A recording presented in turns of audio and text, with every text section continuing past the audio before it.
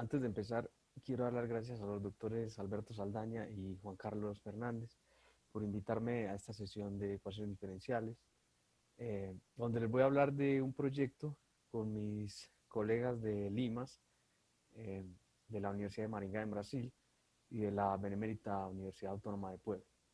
En este proyecto estudiamos la estabilidad de algunos patrones que se forman en la ecuación de Allen-Cahn, ecuaciones de Allen-Cahn generalizadas.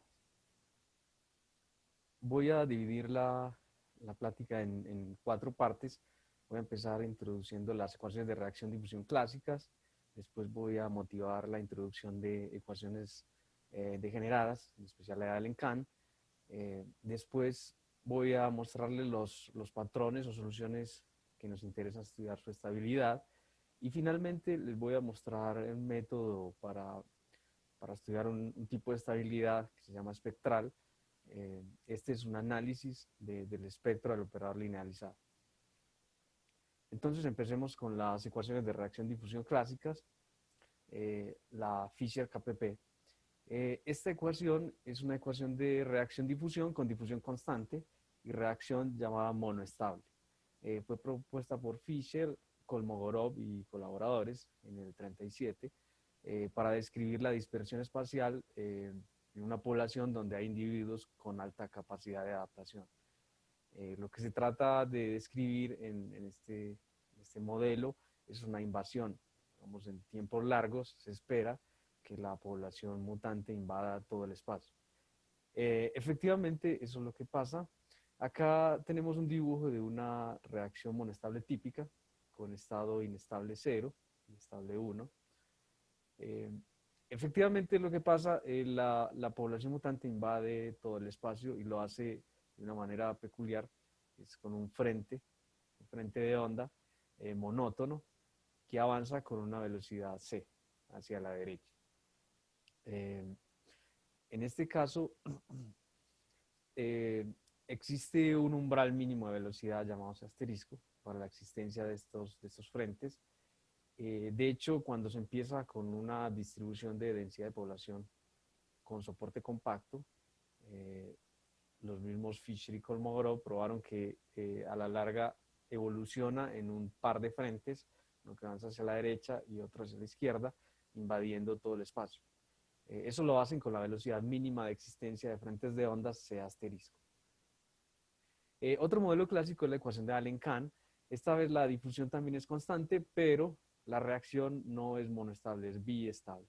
Hay tres estados estacionarios, 0, alfa y 1. Dos son estables, 0 y el 1, y uno inestable, el alfa. Este modelo aparece en varios fenómenos.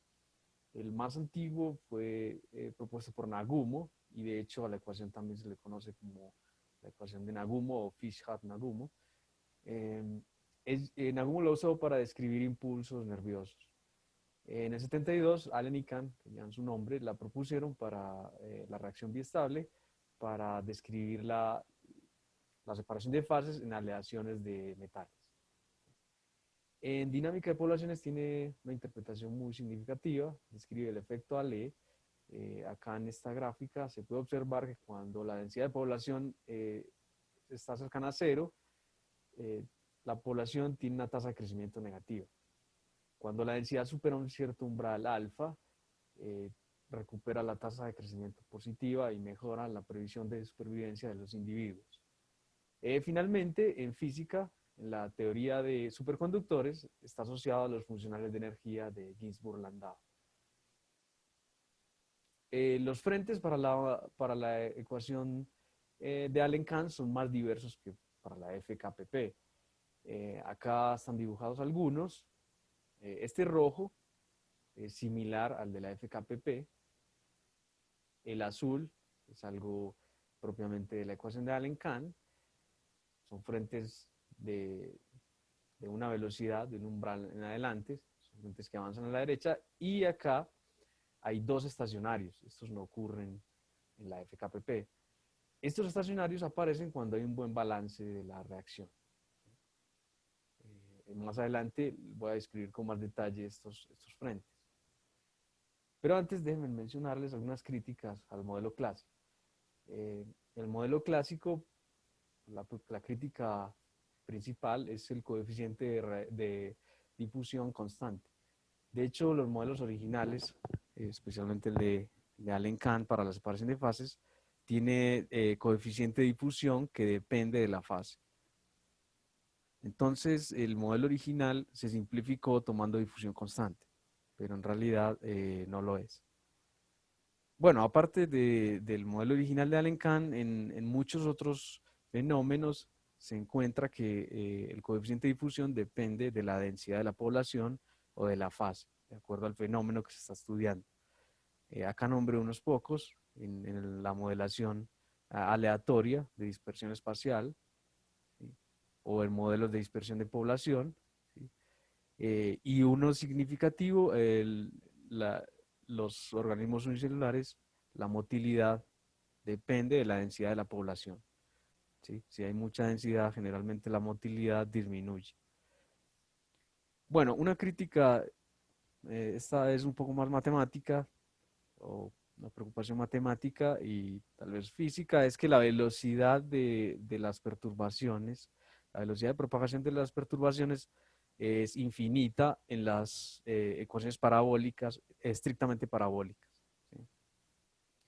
Eh, y en parte también por la parabolicidad estricta, las soluciones de las ecuaciones parabólicas en general son regulares, ¿sí? No se esperan soluciones, en este caso frentes, que dejan toda una región constante, por ejemplo. Digamos porque existe principio de continuación única y eh, son fenómenos debidos a la parabolicidad estricta de la ecuación. Entonces, bueno, esto motiva a considerar el modelo original, en realidad de Allen Kahn, lo vamos a llamar generalizado, aunque irónicamente es el original, y es tomar un coeficiente de difusión no constante, sino dependiendo de la fase, ¿sí? Dependiente de la fase. Pues esta difusión es llamada no lineal, ¿sí? Es degenerada si vale cero en alguno de los puntos del rango de fases y no degenerada en caso contrario. Y vamos a seguir considerando la reacción biestable. En el caso degenerado, donde la difusión vale cero en alguno de los puntos, este modelo tiene velocidad finita de propagación de perturbaciones y también tiene soluciones que dejan regiones nulas. En dinámica de poblaciones sería una región donde no hay población para nada. Entonces acá en este modelo sí existen soluciones Sharp, así se les conocen, y hay velocidad finita de propagación, ¿sí?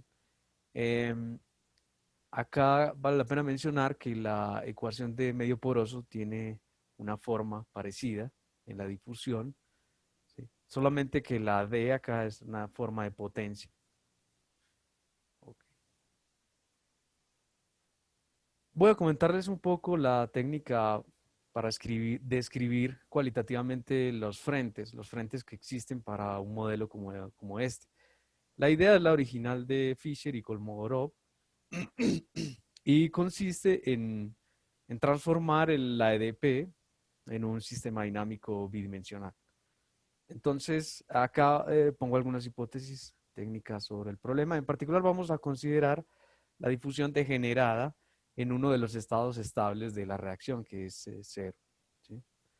Eh, la, la difusión degenerada, la reacción va a ser biestable, ¿sí? Como lo venimos mencionando, y vamos a buscar soluciones del problema en forma de onda viajera. O sea, de esta manera, UXT igual a una phi, que es la forma del frente, que viaja con velocidad c. Entonces, al sustituir esta U en la EDP, en la ecuación de reacción-difusión de Allen-Kahn, obtenemos una EDO de segundo orden no lineal para el frente phi, ¿sí? Esa EDO de segundo orden la transformamos en un sistema dinámico bidimensional. Como les decía, hasta la idea original de Fisher y Kolmogorov. Ahora, este problema es degenerado porque el coeficiente de es cero cuando phi vale cero. Para evadir esa degeneración o tratar esa degeneración, en 1980 Aronson propuso el siguiente cambio de variables. En vez de usar el parámetro xi, vamos a usar un octavo que satisface esta ecuación diferencial. Al tomar este nuevo parámetro, la singularidad desaparece y tenemos un sistema dinámico bidimensional. El estudio de este sistema dinámico fue hecho por Faustino Sánchez Garduño de la Facultad de Ciencias y Philip Maine, y este es el análisis o diagrama local que aparece en este sistema dinámico bidimensional. Acá hay tres dibujos dependiendo de la velocidad. Entonces, la velocidad con la que se buscan los frentes altera significativamente el sistema dinámico. Por ejemplo, cuando C igual a 0 es un frente estacionario, que serían las conexiones heteroclínicas entre los estados estables. Acá en realidad, aparte de los frentes monótonos, que son los que más nos interesan, hay muchos otros tipos de soluciones. Por ejemplo, en el caso estacionario, está la conexión heteroclínica que conecta P sub 0 y P sub 1, los estados estables, y otro que conecta P sub 1 y P sub 0. Son dos soluciones monótonas, una creciente y la otra decreciente. Pero aparte también existen pulsos. Hay una conexión homoclínica entre P sub 0, ¿sí?, y otra por P sub 1. Son pulsos que están alrededor de cada estado estable. Esos no los consideraremos porque en la teoría clásica ese tipo de pulsos son inestables para este tipo de ecuaciones de reacción-difusión. Entonces, bueno, cabe mencionar acá, y es muy importante, que en la Fisher KPP el punto P sub 1 no está, solamente están P sub 0 y P sub alfa. Entonces la dinámica es mucho más sencilla y por lo tanto la cantidad de frentes es menor. Acá, volviendo a este modelo completo de Allen-Kahn, a medida que aumenta la velocidad, cambia cualitativamente el sistema dinámico. Por ejemplo, hay una velocidad c barra donde ocurre una dinámica intermedia y aparece el P sub alfa más atractor, ¿sí?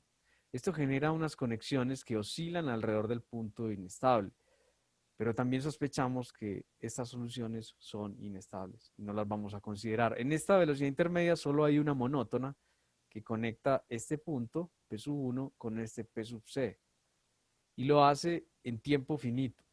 Entonces genera una solución Sharp, una solución que tiene derivadas discontinuas y vale 0 en toda una región del espacio.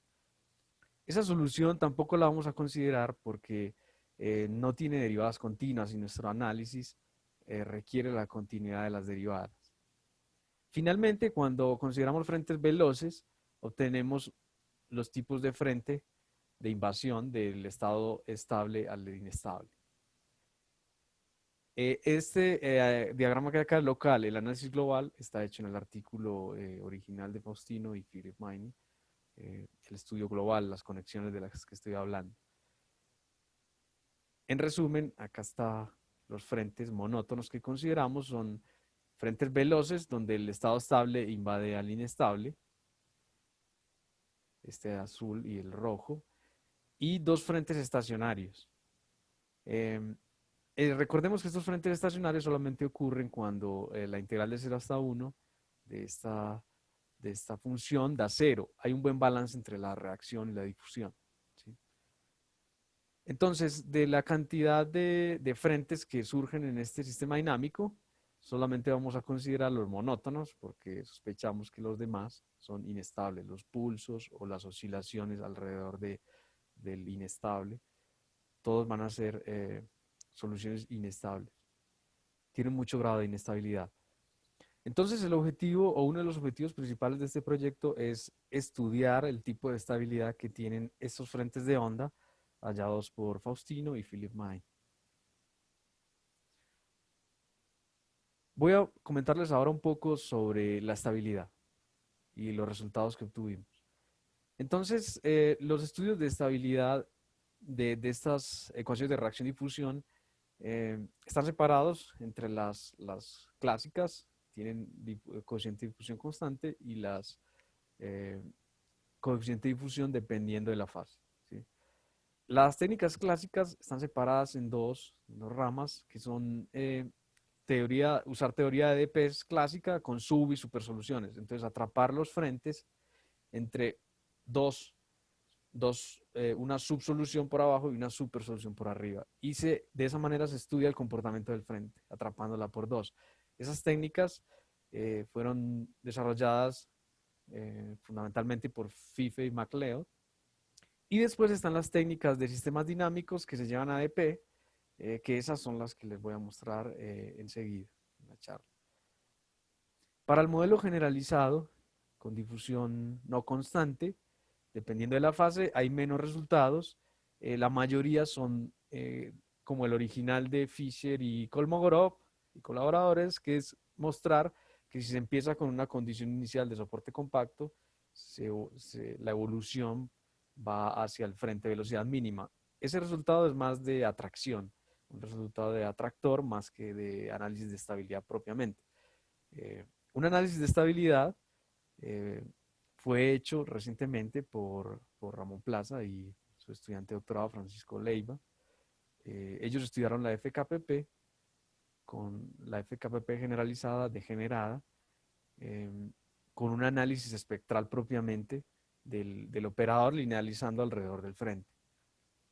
Para la ecuación de Alen-Kahn hay todavía menos, hasta donde sabemos solamente hay un resultado para la ecuación de medio poroso y para la estabilidad de la onda Sharp. Este resultado es de Ozono del 86 y la técnica de nuevo son técnicas clásicas de EPs con sub y super soluciones. La técnica que nosotros vamos a usar, que les voy a mostrar, es distinta. Es más de teoría espectral y de sistemas dinámicos. Y bueno, este fue el resultado que obtuvimos eh, sobre, sobre la estabilidad. Lo que probamos, bueno, va a estar dividido en tres partes. Estos frentes que estamos viendo acá son veloces, avanzan hacia la derecha, el estado estable 1 invade el inestable alfa. Acá recuerden que la degeneración de la difusión ocurre en el estado 0, entonces este frente encaja en el marco clásico, o sea, es no degenerado, y el resultado es decir, es un reflejo del resultado clásico. Este es un buen ejemplo para ver el contraste entre ambos. Acá lo que se prueba básicamente es que se pueden perturbar los frentes, pero en la parte de atrás. En la parte de adelante no se pueden perturbar, no se pueden perturbar mucho porque se destruyen. Hay que perturbarlos en la parte de atrás. Esto se ve reflejado en unos espacios que se llaman exponencialmente pesados, de los que hablaré un poco más adelante cuando les presente la técnica. El espectro del operador en estos espacios exponencialmente pesados queda a la izquierda del eje imaginario. En la teoría clásica, con difusión constante, ocurre algo similar. A diferencia de los anteriores frentes, este azul que hay acá, donde el estado estable 0 invade el inestable alfa, es degenerado. A menos infinito, la difusión es 0. Entonces, uno diría, no hay difusión para nada a menos infinito. Eso lo hace degenerado. En este caso, se puede probar también que el frente resiste perturbaciones grandes en la parte de atrás y en la parte de adelante no se puede perturbar mucho. Sin embargo, la diferencia entre el no degenerado anterior y este es que esta vez el espectro está a la izquierda del eje imaginario, pero no pudimos probar que estaba separado. Acá se puede probar que tiene un gap, o sea, el espectro tiene una distancia positiva entre el eje imaginario y acá no. Digamos que esto es importante porque el objetivo, o uno de los objetivos, es probar una estabilidad más fuerte que la espectral, que es la estabilidad orbital. Y no serviría mucho tener un gap espectral en este caso. Sin embargo, estamos trabajando en otras técnicas alternativas que permiten solucionar este tipo de limitación de la técnica, ¿sí? Finalmente, los frentes estacionarios no se pueden perturbar a lo lejos, tienen que perturbarse de manera concentrada, es decir, en el espacio L2. Entonces, se llaman perturbaciones concentradas. Bueno, voy a mostrarles de qué se trata esta estabilidad espectral y las técnicas que usamos. Antes de mostrárselas, quiero comentar brevemente que de este tipo de problemas de ecuación de Alenkine generalizadas también hemos considerado no degeneradas y algunas no solo degeneradas en un estado estable, sino en los dos, en ambos.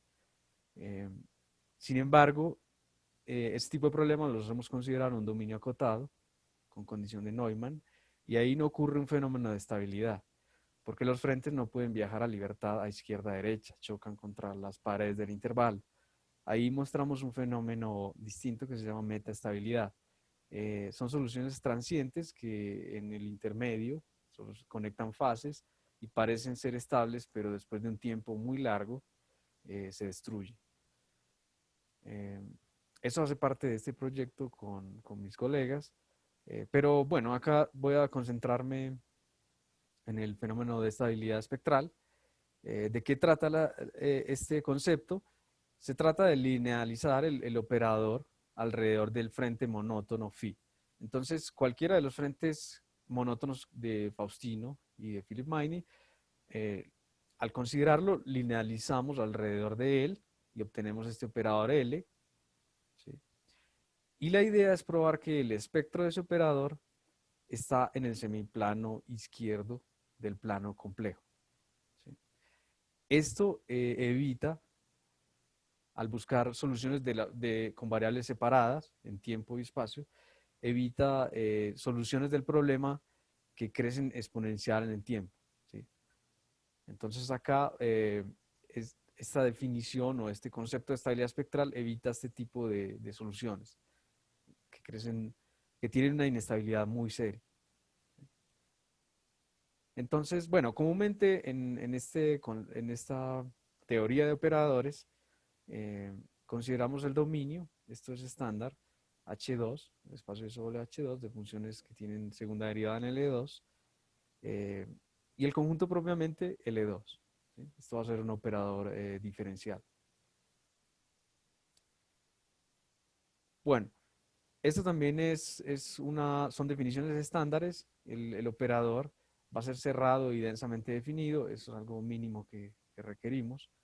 Eh, el resolvente es el conjunto lambdas donde el operador L menos lambda tiene buenas propiedades. El rango es completo, es inyectivo y además la función inversa es continua. Y el espectro va a ser todo lo demás, donde alguna de estas cosas no ocurren. En el análisis espectral que les voy a mostrar enseguida es importante si el operador es Fredholm o no. Eh, la definición de Fredholm es la siguiente. Bueno, se define la nulidad como la dimensión del kernel y la deficiencia como la codimensión del rango. Y decimos que el operador es Fredholm si estas dos son finitas, si ambos espacios tienen dimensión finita. Y es semi-Fredholm si solo uno de los dos, ¿sí? Uno o ambos. Y el índice es la diferencia entre la nulidad y la deficiencia. Digamos, estos son conceptos básicos del análisis de operadores diferenciales. Em, bueno, para el estudio de la estabilidad de estos operadores diferenciales, comúnmente se hace la partición debida a Weil. Esta partición parte el espectro en dos, en uno que se llama puntual aislado y en otro que se llama espectral. El puntual aislado es un conjunto discreto y el esencial es un conjunto mucho más grande. Esta partición no nos sirve para analizar problemas degenerados, en principio. La razón es que eh, se usa una técnica de sistemas dinómicos que depende fundamentalmente de la hiperbolicidad de una matriz. Y esa hiperbolicidad se pierde al infinito por la degeneración del problema. Entonces, para recuperar esa hiperbolicidad, vamos a usar una técnica que se conoce como regularización parabólica, debida, bueno, desarrollada ampliamente por Olga Olenik. Esta técnica va a recuperar la hiperbolicidad. El problema es que esa técnica agrega un pequeño parámetro y al hacer tender ese parámetro a cero, eh, se topa uno con una convergencia de operadores. Y para tener buenas propiedades de Fredholm, del índice, eh, se necesita que se preserve cuando epsilon tiende a cero, dichas propiedades de Fredholm. Y esto solo se logra si el rango del operador es cerrado. Esto se debe a que la herramienta fundamental para tomar el límite acá en el sentido de operadores es el teorema de estabilidad de Cato. Así que el rango sea cerrado o no es algo fundamental. Por eso, Ramón Plaza y Francisco Leiva propusieron para la FKPP esta partición del espectro, que tiene en cuenta más bien si el rango del operador es cerrado o no. Esta partición del espectro es la que va a ser adecuada para probar la estabilidad, en este caso de Allen-Kahn degenerada. Antes de mostrarles el análisis espectral y de sistemas dinámicos, les voy a mostrar este concepto de espacios exponencialmente pesados. Esto es importante. En vez de los espacios usuales H2 y L2, vamos a considerar estos que definen un operador conjugado. Ayudan a definir un operador conjugado. Y este operador conjugado tiene el espectro esencial movido hacia la izquierda. Entonces, al conjugar el operador original L, se mueve el espectro hacia la izquierda. Eso lo hace más estable, ¿sí? Porque recuerden que queremos que esté a la izquierda del eje imaginario. Entonces, esto, por un lado, mueve el operador a la izquierda. Y la regularización parabólica recupera el método clásico, al volver las matrices hiperbólicas. Entonces, voy a mostrarles brevemente lo del control del espectro sigma delta, que es justamente donde el rango del operador es cerrado y se puede usar la técnica de regularización parabólica. ¿En qué consiste esta técnica? Consiste en que al coeficiente de difusión le agregamos una pequeña cantidad, epsilon. Entonces, al agregarle epsilon ya no ocurre ninguna degeneración. Se puede usar la técnica clásica de estudio de propiedades de Fredholm, que es llevar el sistema, es llevar la EDP de segundo orden a un sistema dinámico bidimensional. Algo parecido como el análisis de Fisher y Kolmogorov. Entonces resulta que las propiedades de Fredholm del operador diferencial son idénticas a este sistema dinámico bidimensional, ¿sí? Que está acá. Más aún, las propiedades de Fredholm de esta matriz, de este sistema dinámico con esta matriz, son idénticas a otra matriz, pero esta nueva tiene coeficientes constantes. La matriz tomada asintóticamente al infinito y a menos infinito, que está acá. Esta matriz genera dos curvas que se llaman curvas de Fredholm o bordes de Fredholm, que se obtienen al resolver el determinante de este problema igual a 0. Acá está explícita las curvas, son un par de curvas en el plano complejo. ¿Por qué son importantes estas curvas? Porque generan una región que se llama de consistencia, donde en esa región se puede probar. Esta región de consistencia es justo la región a la derecha de ambas curvas. Si uno toma un lambda en esa región, tenemos que el índice del operador vale 0. Esa es la idea fundamental. El índice del operador vale 0 en esa región. Esto lo llamamos lema de consistencia. Ahora, ¿qué pasa cuando uno toma epsilon a 0 en el análisis de regularización parabólica? Entonces, cuando epsilon vale 0, lo que probamos es que el operador converge, LA epsilon menos lambda converge en el sentido generalizado de operadores a LA menos lambda. Y el teorema de estabilidad de Cato dice que el índice se preserva. Entonces, en definitiva, tenemos lo siguiente: en la región de consistencia el índice vale 0. Si tomamos un elemento lambda en el espectro sigma delta, el índice es distinto de 0. Eso lo probamos.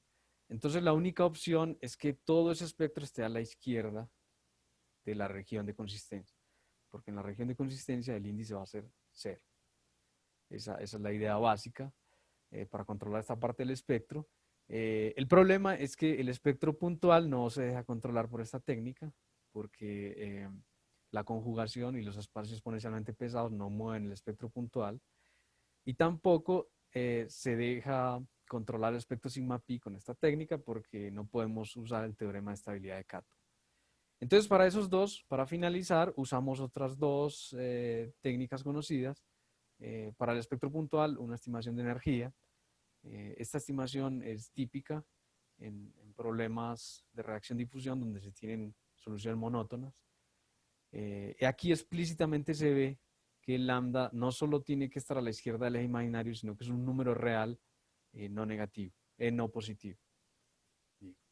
Y finalmente, la otra parte restante del espectro es un análisis que ya fue estudiado en parte por Kato. El rango de un operador no es cerrado si solo si existe una asociación que se llama de Weil. Es una solución de funciones que tiene norma L2, y que el operador en esa asociación tiende a cero, o sea, es casi un autovalor en lambda. Y además converge débilmente a cero la sucesión de funciones. La clave está en probar que esta sucesión de funciones no se concentra en intervalos acotados. Y la razón es que las segundas derivadas de ellas se dejan controlar por esta segunda condición de acá. Entonces, por el teorema de Rayleigh-Kondrashov, no se pueden concentrar. Y al tenderla más al infinito, la dinámica se controla eh, por los frentes de onda, a menos infinito y a infinito. Y concluimos. Bueno, les agradezco por su atención. Esto era todo lo que tenía para contarles.